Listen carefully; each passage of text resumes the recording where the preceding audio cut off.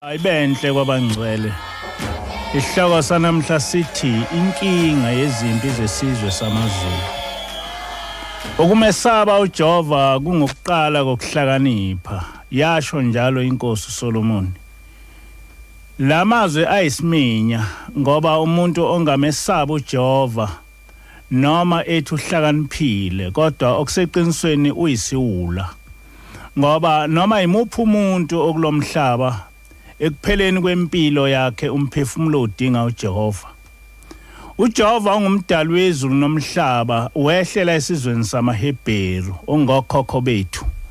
Wasifundisa ngenkolo yakhe eyilifa lemphefumulo yethu. Uma besahamba ngezimiso zakhe, uNkulunkulu wayaye abenzele konke, abavikele ezitheni zabo, athumele nezingelosi kuba zibabheke.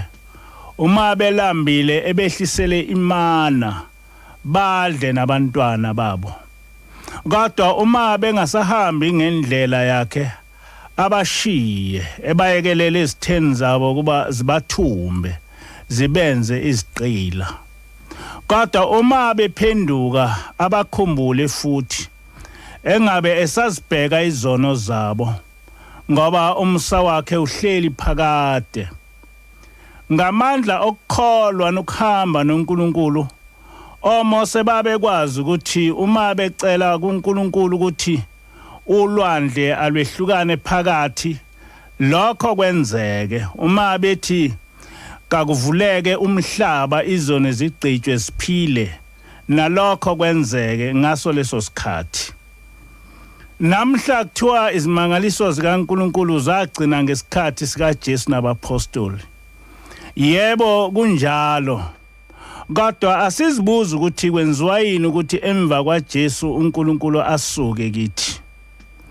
Iqiniso ukuthi kwavela imfundiso ethi uJehova isithixo samaHebheru. Kwachithwa nemithetho yakhe. Nathi sakwemukela lokho. uNkulunkulu wabe esesuka ke phakathi kwethu. KwaIsrayeli kwakuthi uma uJehova esebashila abantu ngenxa yezono zabo bese behlangana njengesizwe sikaJehova, bevuma izono zabo bese uJehova uyabakhumbula. Encwadini kaNehemiya 9 verse 1-3 kuthi, ngosuku lwama-24 lwaleyo nyanga abantwana bakwa-Israyeli babuthana, bazila ukudla benezindwangu zamasaka nothuli phezu kwabo. Inzalo kaIsrayeli yazehlukanisa nabezizwe bonke, yama ivuma izono zawo nokona kwawuyise. Basuka endaweni yabo, bafunda encwadini yomthetho kaJehova uNkulunkulu wabo. Ingxenye yesine yosuku, ingxenye yesine bavuma izono zabo, bakhuleka kuJehova uNkulunkulu wabo. Amen. Ngenkathi isizwe sakwa-Israyeli sikhuleka kuJehova sizilile, sasithunjiwe, uNkulunkulu ebayekelele ezitheni zabo ngenxa yezono zabo. Kodwa ngoba lesizwe sasiyazi indaba kaNkulunkulu, sahlangana sivuma izono zaso nokona kokhokho baso. Asazi ke ukuthi njengoba uJehova sesamlahla kanye nemithetho yakhe, namhla kukhulunywa kanjani noNkulunkulu akuzwe. Kodwa lapha eMzansi Afrika umprofeti owabuyisa inkolo kaJehova ngumprofeti uIsaya Shembe. NguShembe owafundisa amaNazaretha ukuthi asinayo enye inkolo ngaphandle kwale eyafika noJehova ngenceku yakhe uMose. Uthi umprofeti uIsaya Shembe ngo-1931, umprofeti uhlala emkhathini alindele isizwe sonile, bese uJehova amthumela kuso. Uthi-ke uShembe, nginguye lo mprofeti, sengokwehlanu uJehova engithuma ezizweni ezahlukene. Into kumele siyiqonde ukuthi umprofeti wathunywa esizweni sakwaZulu ngoba sonile kuJehova. Akakufihlanga futhi uShembe lokho. Emthandazweni weSabatha wabhala lamazwi, ningabi njengobaba benu odingana nosenza ngakhona. Obaba bethu abazenza lukhuni izinhliziyo zabo. uJehova wazi wabajezisa kanje, namhla sesithwele izono zabo. Kuwo umthandazo wesabatha uShembe waqhubeka wathi uJehova ayikhumbule indlu kaSenza ngakhona nodingana echithikileyo ayibuthe ekuchithekeni kwayo. Makenze njalo owenza izulu nomhlaba phakade. Amen. uNkulunkulu Nkosi yethu kwamukele ukuthandaza kwethu. Kungabi ngokusho kwethu kube ngokusho kwakho makube njalo. Amen. Ngaso sonke isikhathi umprofeti wayehlala isizwe sakwaZulu esicelela intethelelo kuJehova. Nokho uShembe akasiye umprofeti wokuqala ukuthunywa nguNkulunkulu esizweni esonile. uNkulunkulu wathuma uJona ukuba aye eNinive eyoshumayeza isizwe nenkosi yaso esasonile kuJehova. KuJona 3 verse 5 kuya ku10 kuthi abantu baseNinive bakholwa uNkulunkulu, bamemezela ukuzila ukudla, bembatha izindwangu zamasaka kusukela kwabakhulu babo kwaze kwaba kwabancane.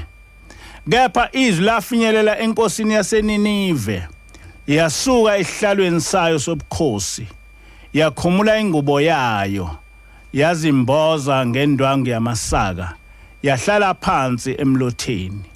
Yamemeza yasho eNinive ngomthetho wenkosi nabakhulu bayo uyathi, makungabibikho umuntu onambitha utho, bangadli bangaphuzi manzi, kepha bamboze ngendwangu yamasaka, kukhalwe kuNkulunkulu ngamandla. Yebo kubuyiswe ilowo nalowo endleleni yakhe embi nasebudloveni obusezandleni zakhe. Ngubani owaziyo uma uNkulunkulu engayekubuya axole, abuye ekufuthekeni kwentukuthelo yakhe, size singabhubhi na? Amen. Ukuphenduka nokukhala kuJehova abaseNinive kwabasindisa ekubhujisweni nguJehova. Uma uShembe efika kulelizwe wabonisa ukuthi umuntu engakholwa engawalahlile amasiko akhe, angaphambani nomthetho kaNkulunkulu. Wafike wagqugquzela amaNazaretha indlela yokugqoka kwamaZulu, athatha nesiqi sokusina kwamaZulu. Kodwa wawenqabela amaNazaretha kuba alandele amasiko aphambana nomthetho kaNkulunkulu. Wawenqabela ukuba ashube amahubo avusa usinga lokulwa. Wawephuca izikhali zokulwa, izimboko zokugwaza abantu wazinqinda. Wabuyisa ubhoko lukaMose ngalo okuthandazelwa abagulayo baphile. Amahawu asezimpini wawenza abamancane kwaba ngamahawu okusinela uJehova. Esikhondeni sokuba umuntu abongelwe ngabantu ababulele, wathi umuntu akabongelwe ngabantu obaphilisile. Wenqaba ukuba amaNazaretha ashaye izaga zempi, wabanika izaga eziqanjwe nguye zokukholwa. Esikhundleni sesaga esithi, ikhalaphi induku zempi sizwa ngosi ikhalaphi, wathi yize umoya, yize umoya. uJehova uNkulunkulu uThixo wethu uzichithile izitha zethu waziqeda nya. Waqamba amahubo amaningi okuhubela usinele uJehova njengaleli elithi, deda singene simkhonze uJehova, sasivalelwe namhla vuliwa amasango. Livulwe ngubani? Ubani ovula leli isango? Wemkhululi wazo iziboshwa. Amen. Wonke lamahubo omprofeti anesiqi sokusina samaZulu, kodwa abe enomyalezo wasezulwini. Ngawo uShembe wabe eqonde ukuba bonke abantu bakwaZulu bahlukane nezimpi nokudlova, kepha babuyele kuJehova. Abakho abantu abathanda ukubulalana njengesizwe samaZulu. Ngibe isisebenzi kahulumeni iminyaka eminingi silamula izimpi zesigodi. Indlela lezimpi ezihlukumeza ngayo abesifazane belala ezintabeni nezingane, kushiswa imizi, izingane zingafundi. Lesi sihluku esingachazeki, kodwa esingenasizathu. Namhla ngiyafisa ukuveza ukuthi awukho umthandazo oyonqamula lokhu kubulalana kwamaZulu. Akukho umthetho kwaphoyisa kwaNkosi kwamfundisi ongakhuza kunqamuke lobu budlova okutholakala kulesizwe esiqedana ngemkhonto nezibhamu. Okuyiqiniso ukuthi laba abantu ababodwa banamaqunga abangawazi ukuthi avelaphi. Abanye bathi ukubulalana kwamaZulu lusiko mpilo lwabo. Kodwa akunjalo. Ngelinye ilanga ubaba Ilanga eshumela uthi ngithole isimemo endlunkulu. Kuthiwa ngimenywa emkhosini kaShaka. Wayesethula isikhathi eside wabe sethi uyaye ungazi ukuthi lento ungayichaza kanjani uthini kubani ngoba abantu basemhlabeni abaluzwa ulimi lwasezulwini. Ukuba abantu bakwaZulu bayayazi indaba kaNkuluNkulu ngabe bazihlupha ngokumfuna uShaka ukuthi ukuphi. uNkulunkulu wambekaphi kunokuba bamenzele lo mkhosi. Angazi noma kunokuhlakanipha yini ukuhlale udumisa umuntu ngemkhosi. Kwawena ongazi ukuthi lemkhosi imenzelani. Ungazi noma umoya wakhe usawudinga yini lo mkhosi. Uyawujabulela yini noma udinga indlela ehlukile kunale yokumkhumbula. Amen. Lokho kukhuluma kwababa Ilanga kuyadinga ukulandelwa kwabafuna iqiniso. Yonke into inomsuka nesizathu sokwenzeka.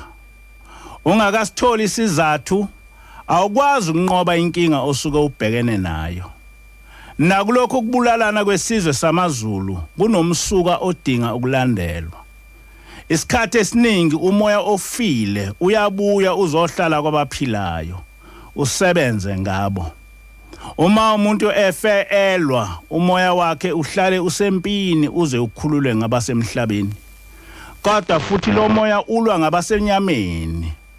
Sizibone sihlale sinezimpi ezingenamsuka onengqondo. Kanti kuseyilezi yazimpi zasemandulo. Kuzo zonke izizwe zaseAfrika cishe asikho isizwe esahlale sisezimpini ngesikhathi senkosi uShaka njengesizwe samaZulu. Isizwe sakwaZulu saba sikhulu ngokuhlasela ezinye izizwe. Sachitha igazi eliningi elingenacala. Leso sililo sokubulawa kwabangenacala sayesezwela uNkulunkulu onomusa. Wabe sethuma uShembe kulungisa lo monakalo. Namhla sisathwele izono zamakhosi ethu akudala. Igazi abalichitha lisesezandeni zalabo ukukholwa okusekude nabo. Yilo elibenza behlale bevukwa iqunga lokukhipha imphefumulo engenacala. Njengoba umkhuzi wempi kuyinkosi yesizwe, umlamli wempi futhi inkosi yesizwe. Kungakho ke uShembe wathunywa emakhosini ngoba ukukholwa kwenkosi kusho ukukhululeka kwesizwe. Kungakho umprofeti wezwakala esehlabelela ethi uyabizwa Nkosi Solomoni mntakadini Zulu, udumo lukaJehova lusekuphakameni. Noma kwaZulu emaningi amakhosi angamaNazaretha nakuqondayo engekushoyo, kodwa akusiwo wonke alemukelayo leli ivangeli. Isizwe esinenkosi esaba uJehova njengenkosi uDavide sisuke sinenhlanhla. Lenkinga idinga isixazululo ngokulandela inqubo yokukholwa equkethe liBhayibheli ngoba singamakholwa. Ukuyilungisa ngenqubo yosiko lwesiZulu angeke kusize ngoba asiboshiwe ngokhokho bethu, kodwa kuboshwe bona okhokho bethu beboshwa nguJehova ngeziphambeko zabo. Lezi zimpi zonqamuka mhla sabuyela kuJehova namakhosi ethu njengoba kwenzeka eNinive. Kodwa lokho akukwazi kwenzeka uma umkhosi wokukhumbula inkosi uShaka usaqhutshwa ngendlela okuqhutshwa ngayo lapho amabutho esaviviyela ngezikhali kuhutshwe amahubo ezimpi nezaga zezimpi. Ngoba lokho kusengukwazisa amabutho asemoyeni ukuthi lezi zimpi abafa bezilwa zisabusa emhlabeni. Kungakuhle uma lo mkhosi ungenziwa isikhumbuzo ngawo sihlanganyele ukuzokhala kuJehova, sizile ukudla njengesizwe sivume izono zethu nezono zokhokho bethu njengoba kwakwenza isizwe sakwa-Israel sinxuse kuJehova ukuba aqede izimpi esizweni sethu ngalokho sobe sinikeza umyalezo kubo bonke abafa besezimpini ukuthi impi ayisekho kodwa sekubusa umthetho kaJehova othi ungabulali umthandazo wamakholwa eholwa isilo unomyalezo kwabasemoyeni othi izimpi nokuchitheka kwegazi sekwedlula abantu sebakhonza inkosi yoxolo okunguJehova ngiyazi ukuthi lokho kukhuluma okwamanje kuseyinhlekisa kwabaningi kodwa nami ngisusa icala kimi kepha khona isikhathi lapho lokho kukhuluma kophoqa wonke umuntu kuba akucabange akulandele lapho ke kobe sekuphele isizwe alikho elinye ikhambi lokususa lemoya kubantu ngaphandle kwekhambi elaqhamuka nomprofeti owayethunywe nguJehova phakathi kwalesizwe asazi ke noma kukhona ababona ukuzigqaja kobuzwe namasiko ethu kubaleke ngaphezulu kokubhubha kwesizwe kuhlabelelo 120 umprofeti uthi asikho esinye isisekelo kuwena Afrika uJehova kuphela isisekelo sakho ezimeni ezinje kuyaphoqa ukuba sime ezindleleni sibone sibuze imikhondo yasendulo ukuthi iphi indlela enhle bese sihamba ngayo kodwa abanye bathi ngeke sihambe ngendlela kaJehova inkosi busise izwi layo